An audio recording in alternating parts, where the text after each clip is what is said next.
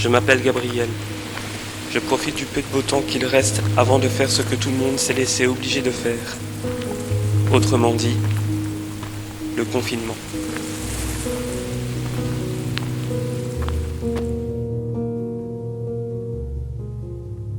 L'emploi que j'avais est devenu de l'histoire ancienne. Le seul cadeau de consolation qu'il me restait, ma télévision. Et la Belgique vient donc de réagir face à la progression inquiétante des cas de coronavirus dans la province d'Anvers. Une technologie se développe en Suède. L'implant de puces électroniques sous la peau de la main. L'épidémie de coronavirus, 167 Marocains ont été rapatriés de Chine. 77 d'entre eux dont... Il y a quand même eu 162 morts. C'est malheureusement un bilan auquel on s'attendait. Tout à fait, on s'attend à voir. Il joue un rôle de signal il y a une maladie contagieuse qui circule. Dans les espaces publics clos, en extérieur et bientôt en entreprise. Comme beaucoup qui aiment écouter la télévision, j'en ai fini par oublier mes principes de vie et laisser la peur guider mes choix. Pourquoi la vie est aussi difficile?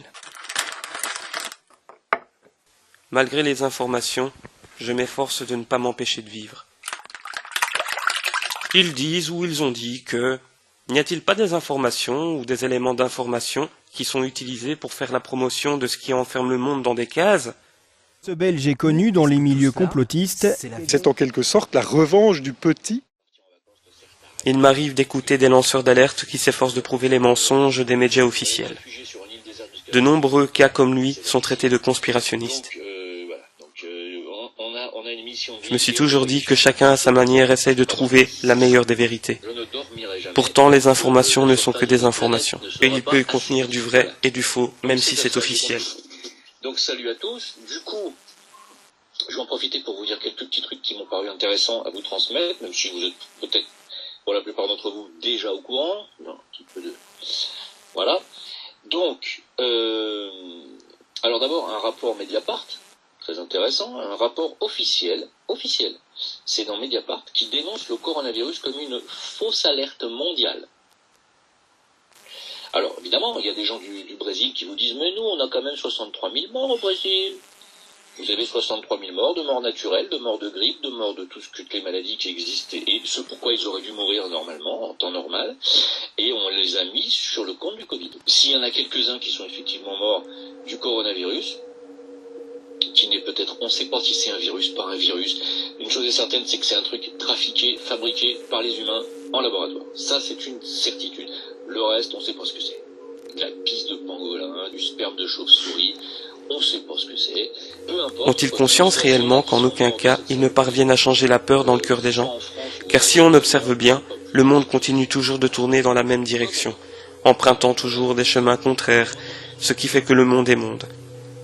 Pour m'éviter d'avoir des pensées anxiogènes, je regarde des vidéos de divertissement pour me sentir mieux.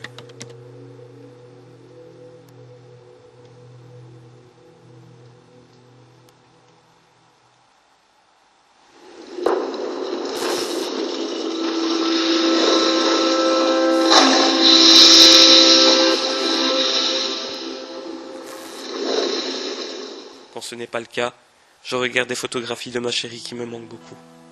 Je me demande en ce moment si tout va bien et si elle va beaucoup mieux.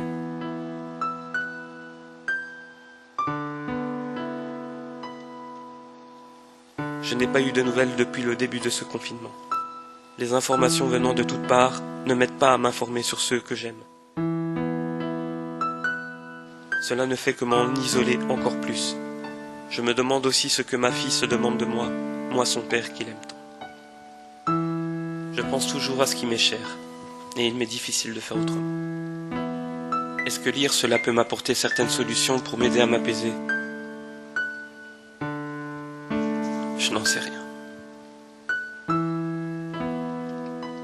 Car comme le temps qui passe sans s'arrêter, la vie continue de tourner.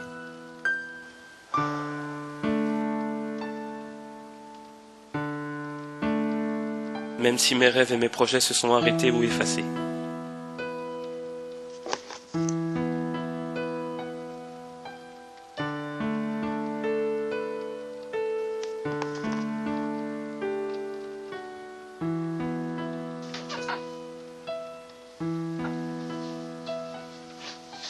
Je Je sais que tout le monde ne pense pas pareil que moi, mais j'ai toujours la sensation de n'être qu'un vêtement pris et remis, pris et remis.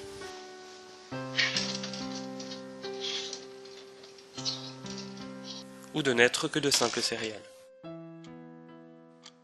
Cela peut paraître bizarre, mais c'est comme ça que je m'imagine. Tout du moins, si je me laisse l'être. Il y a un dicton qui dit « Nous devenons ce que nous mangeons ». Eh bien, laissez-moi vous dire « Nous devenons ce que nous suivons ». Le plus terrible, c'est que par peur je m'oublie. Je m'éloigne de ceux qui me connaissent mieux que tous ces médias, ces lanceurs d'alerte, et de ces politiciens qui se mettent à formaliser des mots pour m'amener, comme beaucoup d'autres, vers un chemin opposé du vrai sens de la vie elle-même. Je me demande ce que sera la vie de ma fille lorsque beaucoup comme elle feront leur propre conclusion du monde. Devrais-je penser que ma fille fera partie de ces céréales? Non, je dirais. Mais pourtant, le monde est monde tout comme le temps qui passe, mais différemment de nous. Le temps est incontrôlable car il n'est dépendant que de sa propre volonté, tel un arbre qui pousse au fond d'une forêt et qui ne vient pas de notre propre volonté viscérale, mentale ou spirituelle. Je me demande toujours, nous et eux, qui sont-ils pour imposer leur vision de la vie dans la vie de quelqu'un sans avoir eu le même vécu que cette personne? Pourquoi autant d'acharnement? Si tout le monde est sur le même pied d'égalité, de liberté et de fraternité, pourquoi les hommes de ce monde dans lequel on vit ne cherchent que des différences et des vérités pour mettre en lumière des zones d'ombre? Sont-ils eux-mêmes dans une peur que nous ignorons et pour lequel ils en cherchent à obtenir le contrôle? Les réponses sont peut-être ailleurs.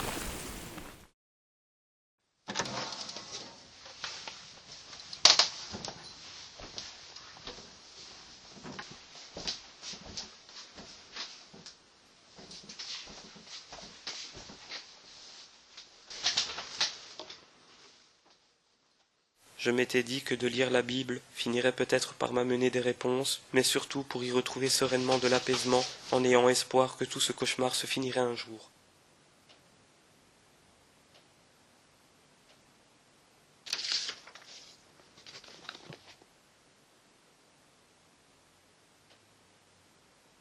Mais au final, je me rends compte avec stupeur que ce n'est que le début et que ces choses qui arrivent ne sont pas là par le fruit du hasard.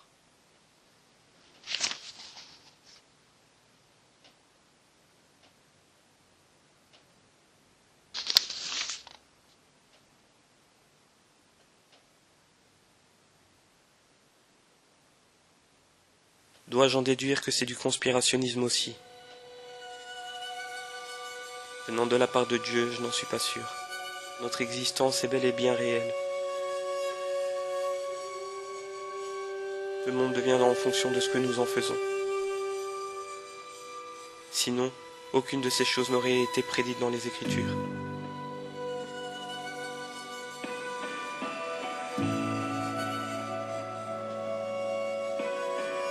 L'histoire serait différente du monde que nous connaissons.